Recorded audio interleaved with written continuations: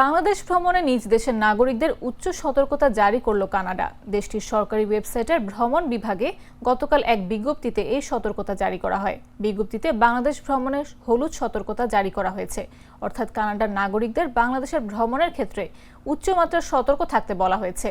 আর বাংলাদেশের পার্বত্য 3 জেলায় ভ্রমণের ক্ষেত্রে সতর্কতামূলক লাল চিহ্ন জারি করা হয়েছে, অর্থাৎ পার্বত্য অঞ্চলে নাগরিকদের ভ্রমণ না করার আহ্বান জানিয়েছে কানাডা।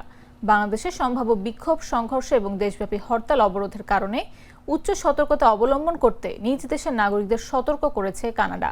নাগরিকদের উদ্দেশ্যে কানাডা সরকার বলছে, দেশটিতে যে কোনো মুহূর্তে নিরাপত্তা পরিস্থিতির অবনতি ঘটে যেতে পারে, যার আগাম সংকেত নাও পাওয়া যেতে পারে।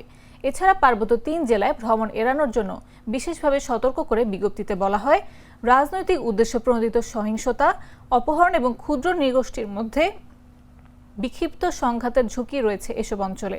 তাই কানাডার নাগরিকদের এসব এলাকায় ভ্রমণ না করার আহ্বান জানানো হয়েছে।